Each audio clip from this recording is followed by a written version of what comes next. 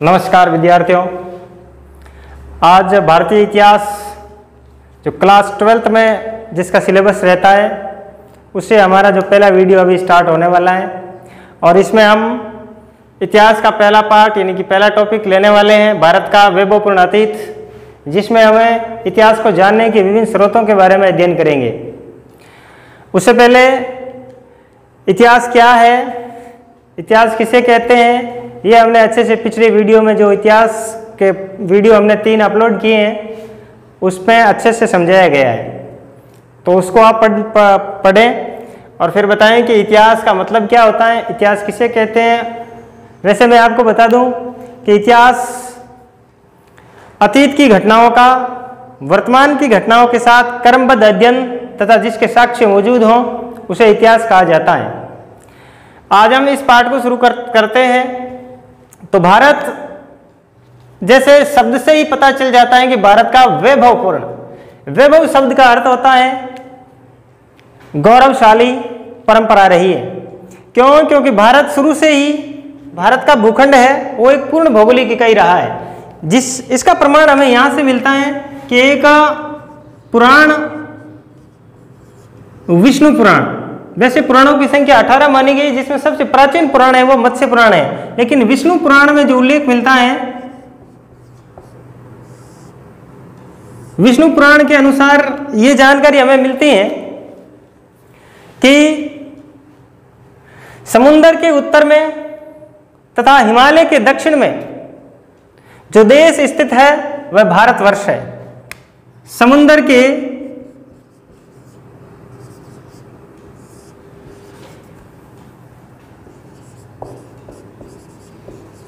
उत्तर में तथा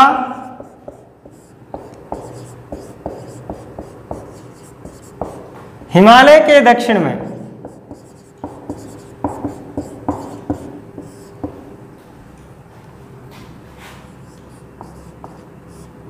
जो देश स्थित है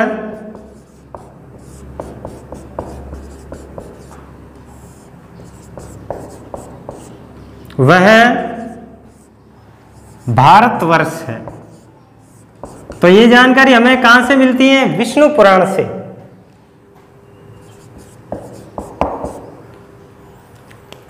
विष्णु पुराण में लिखा गया है कि जो समुद्र के उत्तर में है तथा हिमालय के दक्षिण में है वही देश भारतवर्ष है।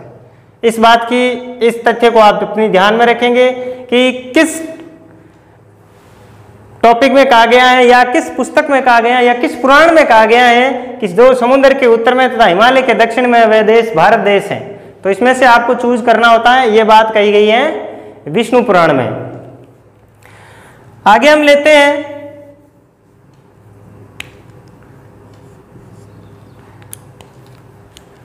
भारत के जो उत्तर में हिमालय की विभिन्न पर्वत श्रेणियां स्थित हैं, जिसमें हमें जम्मू कश्मीर, कांगड़ा, कुल्लू, गढ़वाल, असम, भूटान, नेपाल तथा हिमालय की अन्य पर्वत श्रेणियां हैं। भारत प्रदेश को पश्चिम से जो अलग करने वाली पर्वत चोटियां हैं, यानी कि पश्चिम से पाकिस्तान से, भारत को पाकिस्तान से अलग करने वाली पर्वत चोटियां सुलेमान, किरथर,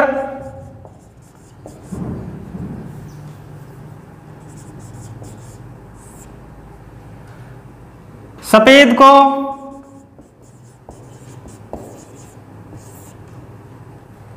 ये जो पाकिस्तानी पर्वत श्रेणियां हैं ये भारत को, यानी कि ये भारत को पश्चिम से अलग करती है।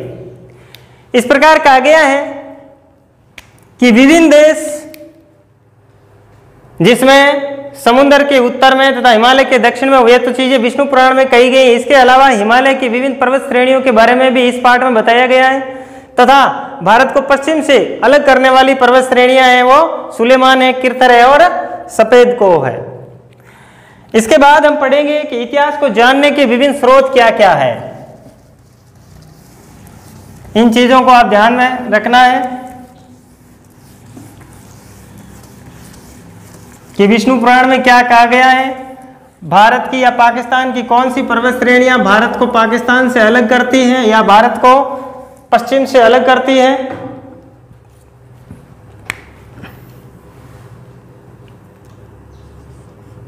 भारतीय इतिहास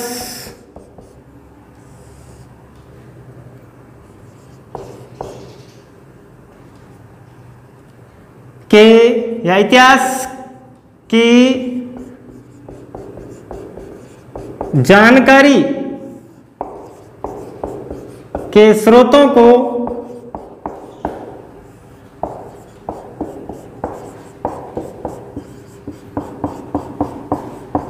दो भागों में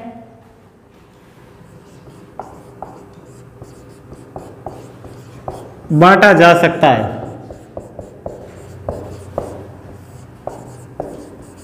तो भारतीय इतिहास की जानकारी प्राप्त करने हेतु इनके जो स्रोत हैं उनको हम दो भागों में मोटे तौर पर बांट लेते हैं। पहला इसका रहेगा साहित्यिक स्रोत,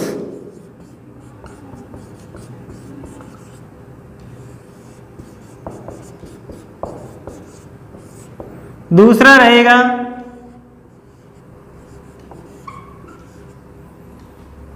पुरातात्विक स्रोत।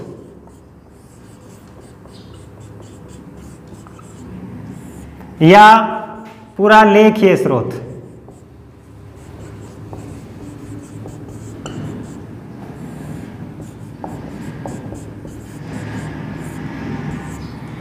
तो भारत के इतिहास को जानकारी प्राप्त करने के लिए एक तो साहित्यिक स्रोत और दूसरा पुरातात्विक। साहित्यिक स्रोत का मतलब विभिन्न साहित्य जो समय समय पर जो रचे गए थे भारत के विद्वानों के द्वारा, ब्राह्मण साहित्य, बौद्ध साहित्य, जैन साहित्य और जितने भी या विशुद्ध ऐतिहासिक साहित्य या विदेशी यात्रियों के विवरण वो वाले इसमें आएंगे। और पुरातात्विक साक्ष्य या पुरातात्विक स्रोतों के रूप में विभिन्न सभ्यताओं के दौरान जो उत्खनन के द्वारा जो चीजें, जो सामग्री मिली हैं, जिसमें हम सिक्के, मोहरें, खंडहर, अभिलेख, गुहालेख, स्तंभलेख आदि के बारे में जानकारी करेंगे। वो तो आएंगे पुरातात्विक स्रोतों में। और साहित्यिक स्रोतों में आएंगे जो विभिन्न साहित्य रचा गया है इस दौरान भारत के इतिहास को जानने के लिए, उसके बारे में। तो सबसे पहले हम साहित्यिक स्रोत लेते हैं। ये भी तीन भागों में बांटा गया है साहित्यिक स्रोत को। पहले हम साहित्यिक स्रोत पढ़ लेते हैं, उसके बाद हम पढ़ेंगे पुरातात्विक स्रोत।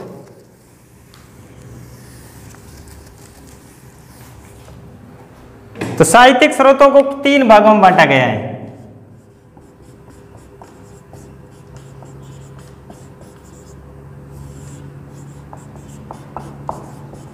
साहित्यिक स्रोत को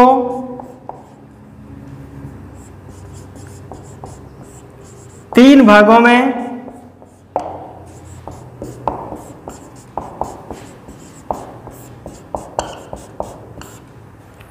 बांटा गया है। पहला इसका रहेगा साहित्यिक स्रोत के ही तीन भागों में धार्मिक साहित्य, यानी कि धर्म से रिलेटेड है,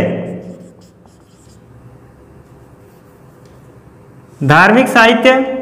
दूसरा रहेगा धर्मेतर साहित्य, जो धर्म से इतर है, धर्म से अलग है। और तीसरा रहेगा वंशावलियां।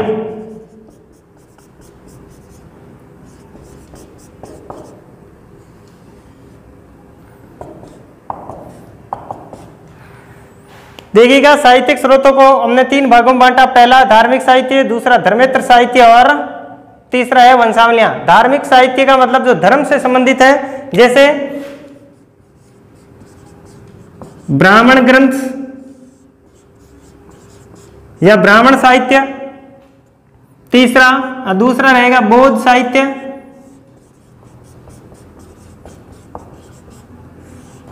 और तीसरा रहेगा जैन साहित्य। धर्मेतर साहित्य में विशुद्ध ऐतिहासिक ग्रंथ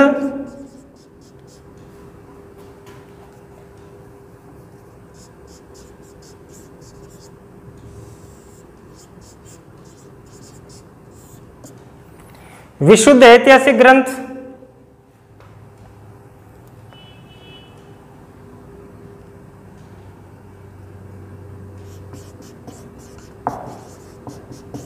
विदेशी यात्रियों के विवरण,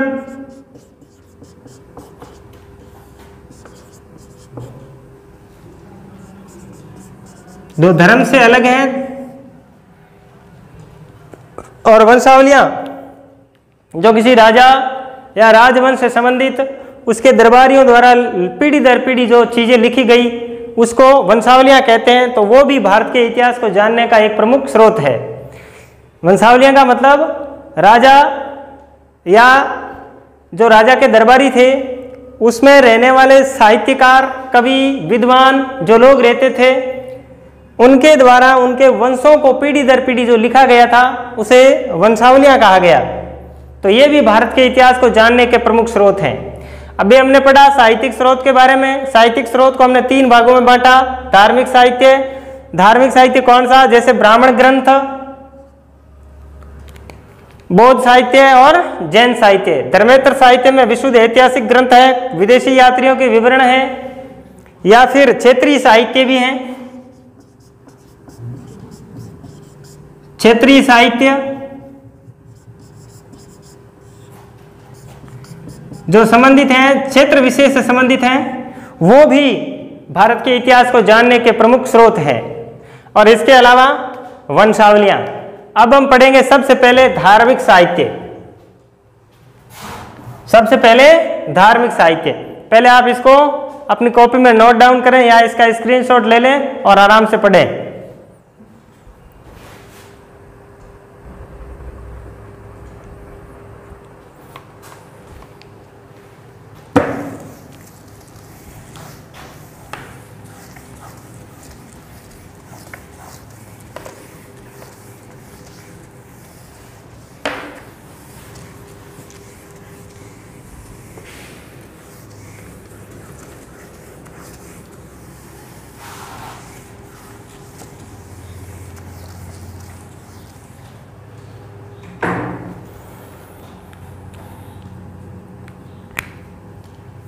धार्मिक साहित्य में सबसे पहले पढ़ेंगे ब्राह्मण साहित्य।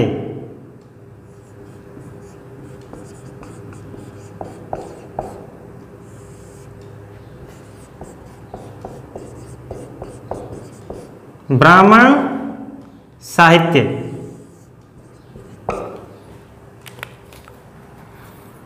ब्राह्मण साहित्य के सबसे महत्वपूर्ण ग्रंथ है वेद।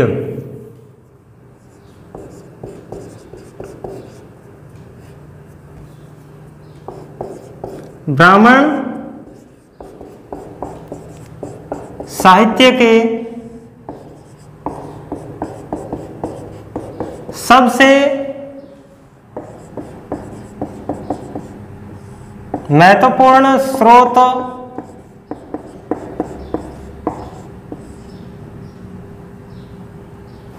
ब्राह्मण साहित्य के सबसे महत्वपूर्ण स्रोत है वो वेद है।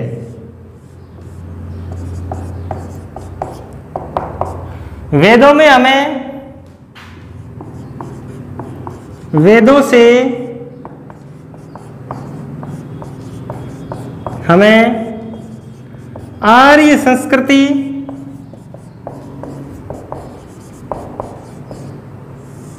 व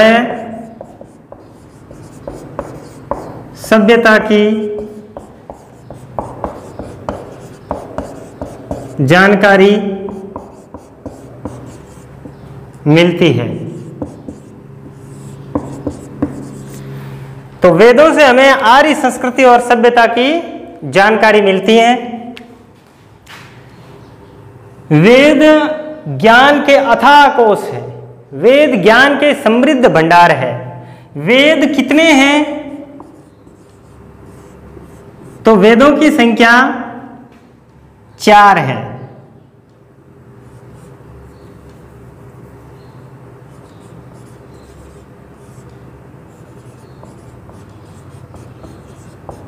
प्रकार तो कितने हो गए? 4 प्रकार हो गए। कौन कौन से 4 प्रकार है? सबसे पहले ऋग्वेद, इसके बारे में पढ़ लेते हैं। ऋग्वेद सबसे प्राचीन वेद है। सबसे प्राचीन वेद, एक विशेषता यह हो गई, आपसे पूछे कि सबसे प्राचीन वेद कौन सा है तो ऋग्वेद रहेगा। सबसे प्राचीन वेद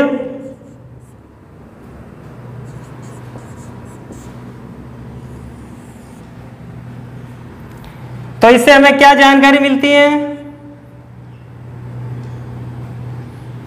ऋग्वेद में सबसे प्राचीन कैसे है पहले देख लीजिएगा। इसमें 10 मंडल, 10 अध्याय व 1028 सूक्त है।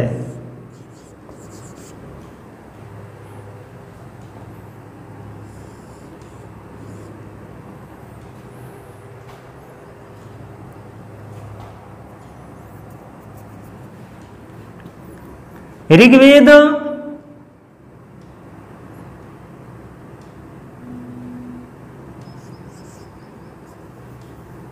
जिसमें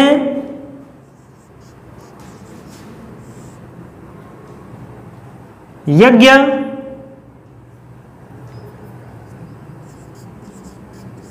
वैदिक परंपरा,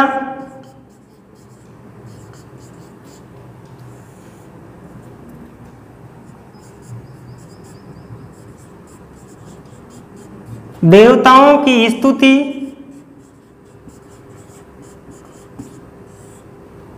आदि की जानकारी हमें ऋग्वेद से ही प्राप्त होती है।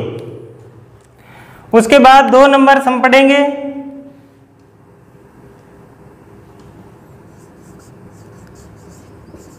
यजुर्वेद।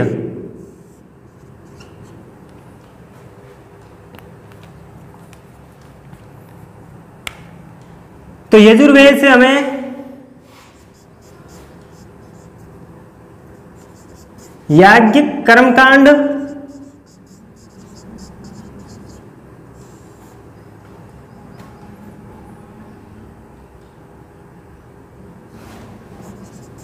की जानकारी प्राप्त होती है।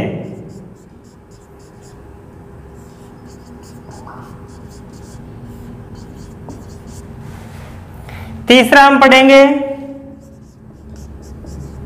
सामवेद,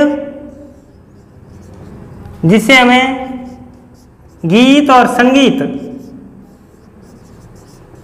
की जानकारी प्राप्त होती है। चौथा वेद रहेगा अथर्ववेद।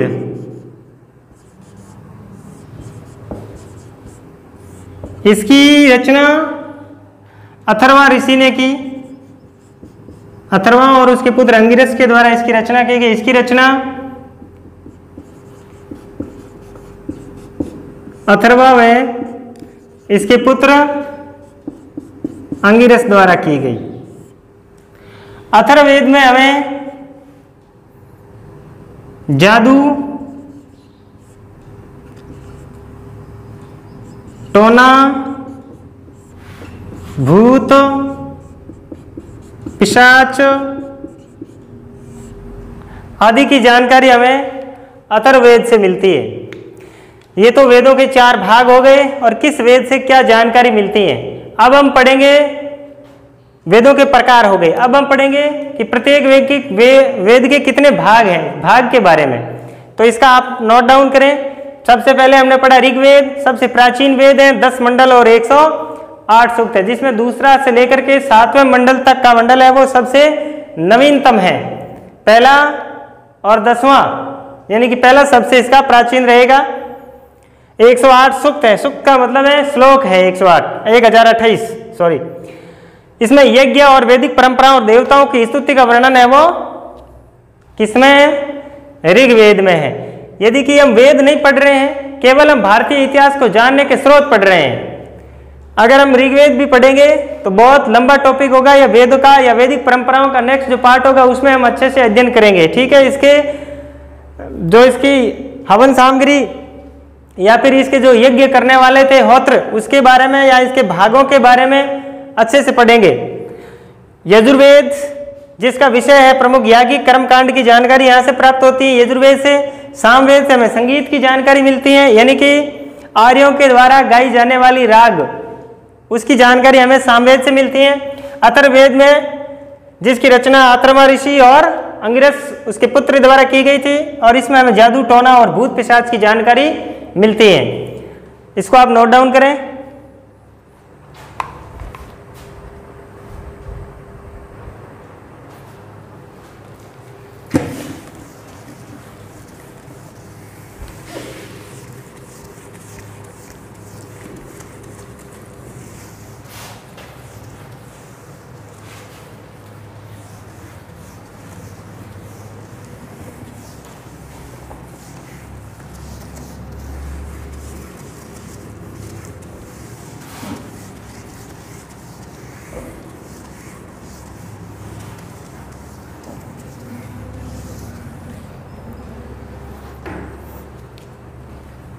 अभी हमने वेदों के भाग प्रकार पढ़े, हम पढ़ेंगे वेदों के भाग कि वेदों के भाग कौन कौन से हैं।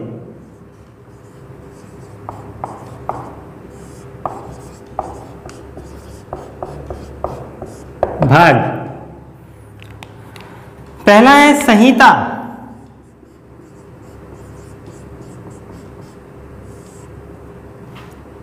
ब्राह्मण,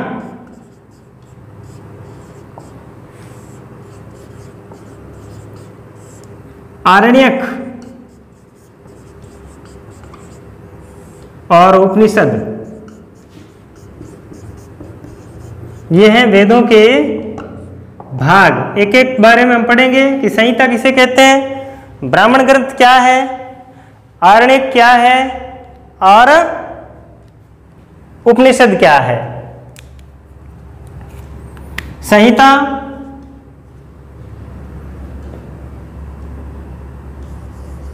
छंदबद्ध रचना, छंदबद्ध या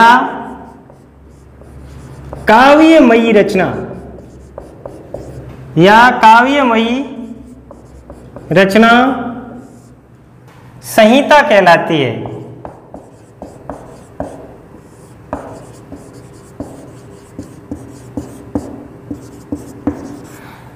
तो वेदों को वैसे श्रुति साहित्य भी कहा जाता है। वेद अपौरुषेय है, वेदों की रचना किसी के द्वारा नहीं की गई है, केवल महर्षि कृष्णदेवरायन वेद व्यास के द्वारा वेदों का संकलन किया गया है। वेद दिव्य ज्ञान है, वो ज्ञान जो देवताओं ने ऋषियों को सुनाया, यानी कि सुन करके जो ज्ञान अर्जित किया गया है उसे ही हम श्रुति साहित्य संहिता के नाम से जानते हैं। तो वेद श्रुति साहित्य है, संहिता यानी कि ऐसी काव्यमयी रचना या ऐसी रचना जो छंदबद्ध लिखी गई हो, छंदबद्ध लिखी गई हो या फिर काव्य में लिखी गई हो, उसे हम संहिता के नाम से जाना जाता है। ब्राह्मण ग्रंथ क्या है, किसे कहते हैं ब्राह्मण ग्रंथ? तो लिखें यज्ञ व कर्म कांडों के आधार पर, यज्ञ व कर्म कांडों के आधार पर जो साहित्य रचा गया, यज्ञ और कर्म कांड के आधार पर जो साहित्य रचा गया उसे ब्राह्मण ग्रंथ कहते हैं, उसे ब्राह्मण ग्रंथ कहते हैं।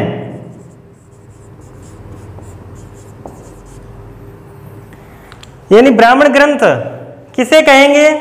ऐसे ग्रंथ जो यज्ञ और कर्मकांडों के आधार पर जिसकी रचना हुई है, यानी कि यज्ञ के आधार पर या कर्मकांडों के आधार पर, उसे हम क्या कहते हैं? ब्राह्मण ग्रंथ कहते हैं। आरण्यक, वैसे अरण्य शब्द का शाब्दिक अर्थ होता है जंगल, यानी कि ऋषियों द्वारा जो जंगल में रचे गए हैं।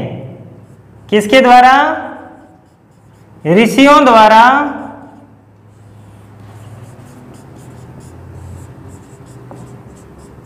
जंगल में जिसकी रचना की गई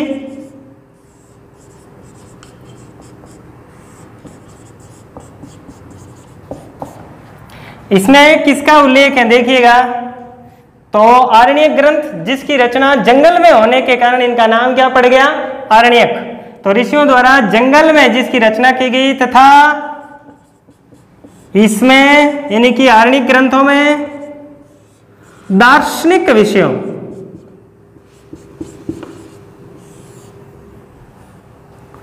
का दार्शनिक विषयों का विवेचनात्मक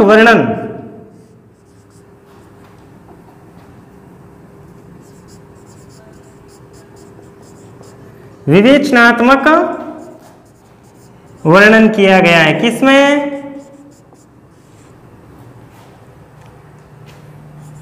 आरण्यक ग्रंथों में।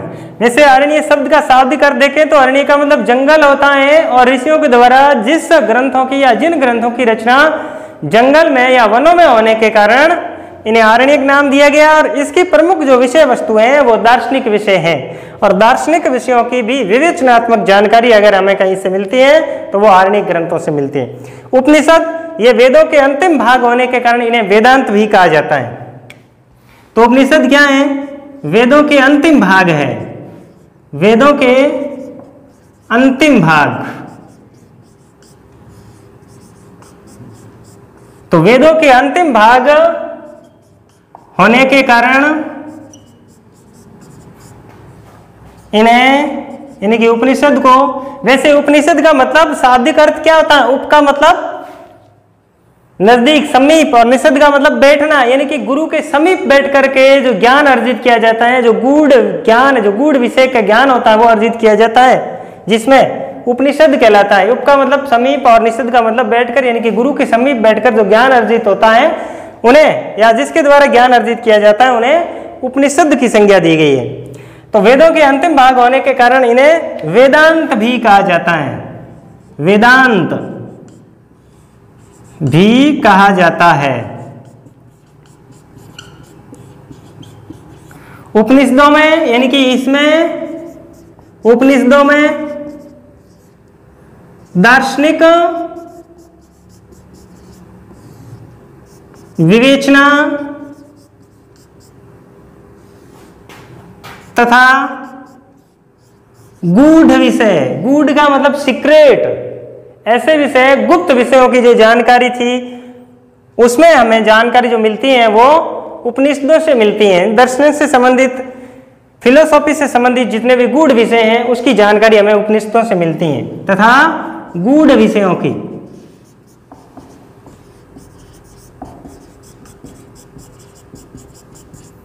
जानकारी कहां से मिलती है, उपनिषदों से मिलती है। ये सारे जो ग्रंथ वे, ये वेदों के भाग वे जो कि भारत के इतिहास को जानने के प्रमुख ग्रंथ है, प्रमुख स्रोत है।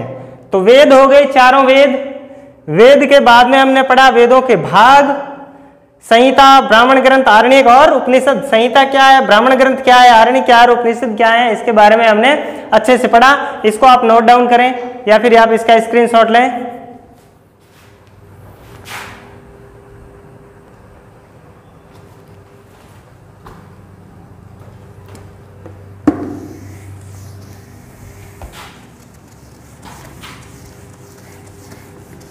वेदों के भाग हो जाने के बाद में हम उपवेद पढ़ेंगे। उपवेद की संख्या भी 4 है। सीरियल वाइज पढ़ेंगे तो आपको अच्छे से आराम से याद हो जाएगा और याद लंबे समय तक रहेगा। पहले हमने वेद पढ़े, किस वेद में किस चीज का वर्णन है, उसके बाद में हमने वेदों के भाग पढ़े। अब हम पढ़ेंगे उपवेद।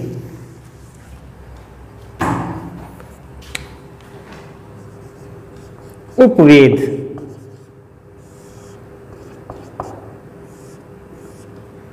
तो पहला है आयुर्वेद,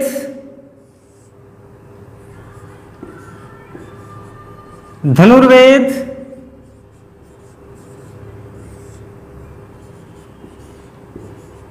गंधर्ववेद,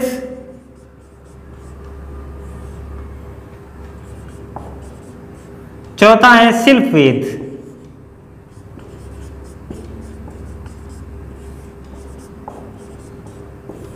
कौन सा उपवेद किससे संबंधित है? आयुर्वेद किससे संबंधित है? जिसमें किस चीज का वर्णन है? तो आयुर्वेद में चिकित्सा संबंधी जानकारी मिलती है, चिकित्सा। धनुर्वेद में शिल्प कला, ये वास्तुकला।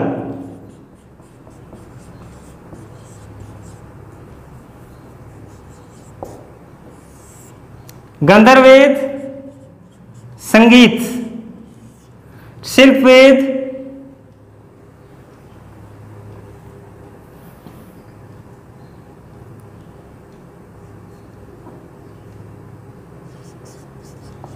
हस्तशिल्प या हस्तकला।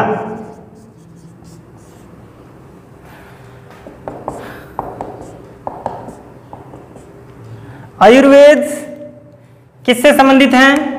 तो ध्यान रहे, आयुर्वेद ऋग्वेद से संबंधित है। ऋग्वेद का उपवेद आयुर्वेद है। यजुर्वेद का उपवेद धनुर्वेद है। सामवेद का उपवेद गंधर्ववेद है और अथर्ववेद का उपवेद शिल्पवेद है। इस चीज की आपको जानकारी होनी चाहिए। ये वेदों के उपवेद है जिसमें आयुर्वेद, धनुर्वेद, गंधर्ववेद, शिल्पवेद। आयुर्वेद में चिकित्सा, धनुर्वेद वास्तुकला और गंधर्ववेद में संगीत और शिल्पवेद में हस्तकला की जानकारी मिलती है। अब आयुर्वेद किसका उपवेद है? तो आयुर्वेद ऋग्वेद का है। धनुर्वेद किसका उपवेद है? धनुर्वेद यजुर्वेद का, गंधर्ववेद सामवेद का और शिल्पवेद अथर्ववेद का उपवेद है। इसको नोट डाउन करें आप।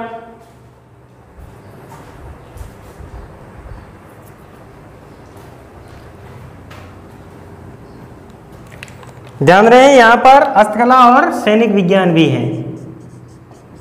सैन्य विज्ञान,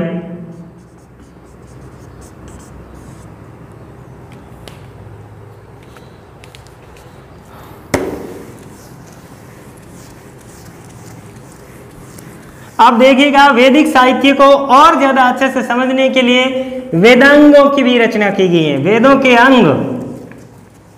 तो वैदिक साहित्य को और अच्छे से समझने के लिए वेदांग, वेदांग, और वेदांगों की संख्या कितनी है? 6 है। वेदांग कितने हैं संख्या में? 6। तो कौन कौन से हैं? शिक्षा, कल्प, व्याकरण,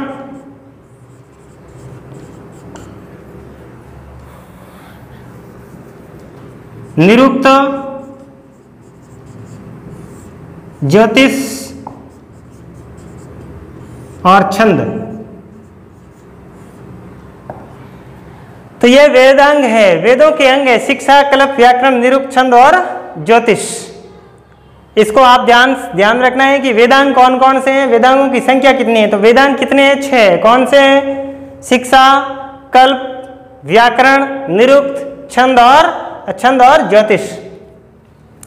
अब इसके अलावा और भारतीय इतिहास को जानने के कौन कौन से स्रोत हैं? तो विभिन्न ऋषियों द्वारा स्मृति ग्रंथों की रचना की गई। तो विभिन्न स्मृतियां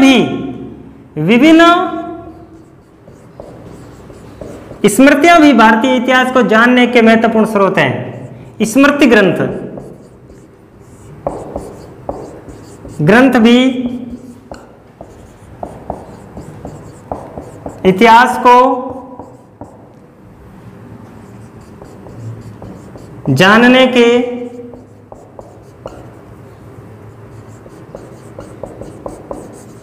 महत्वपूर्ण ग्रंथ है। तो कौन कौन से हैं? मनुस्मृति, ये भारतीय इतिहास को जानने के महत्वपूर्ण ग्रंथ है। नारद स्मृति,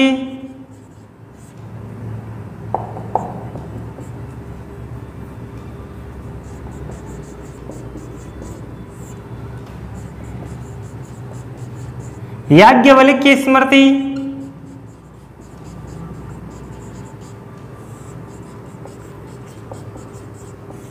इसके अलावा रामायण और महाभारत जैसे महाकाव्य रामायण और महाभारत जैसे महाकाव्य भी भारतीय इतिहास को जानने के महत्वपूर्ण स्रोत है। तो आप यहाँ नीचे लिख सकते हैं कि रामायण और महाभारत भी भारतीय इतिहास को जानने के महत्वपूर्ण स्रोत है। अब हम लेंगे पुराण।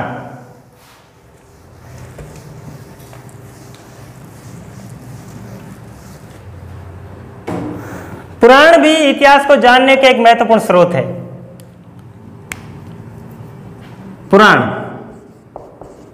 ये भी इतिहास को जानने के महत्वपूर्ण स्रोत हैं। और पुराणों की संख्या कितनी है? पुराणों की संख्या की बात करें तो पुराण संख्या में 18 पुराण हैं, जिसमें से एक दो के मैं जो इंपॉर्टेंट उसके नाम लिख रहा हूं, जिसमें जो मत्स्य पुराण है, मत्स्य पुराण ये पुराणों में सबसे प्राचीन पुराण है, सबसे प्राचीन पुराण। वायु पुराण,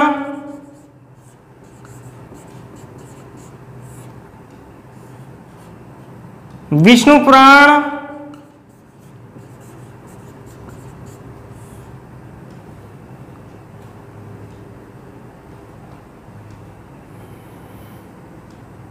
मार्कंडेय पुराण,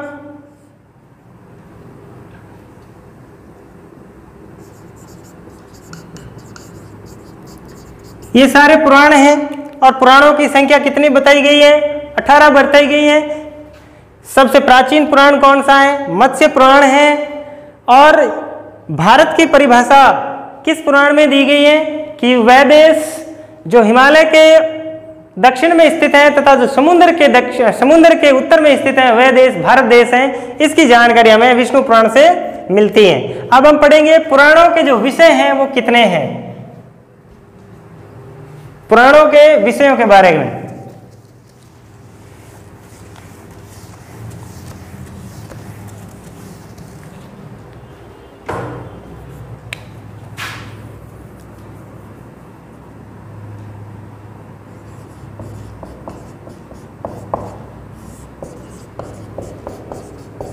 विषय सर्ग, प्रतिसर्ग,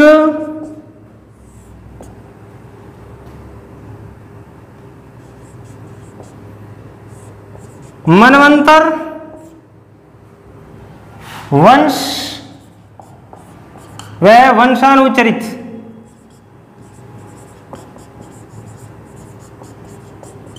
ये पुराणों के विषय हैं। सर्ग, प्रतिसर्ग, सर्ग, प्रतिसर्ग, मनवंतर, वंश और वंशानुचरित। सर्ग, प्रतिसर्ग, मनवंतर, वंश और वंशानुचरित ये पुराणों के विषय हैं, पुराणों के भाग है। तो अभी हमने पढ़ा पूरा ब्राह्मण साहित्य, और ब्राह्मण साहित्य का भारत के इतिहास को जानने में कितना योगदान है या किन किन ग्रंथों का योगदान है उसके बारे में हमने डिटेल से चर्चा की। नमस्कार, आज की क्लास में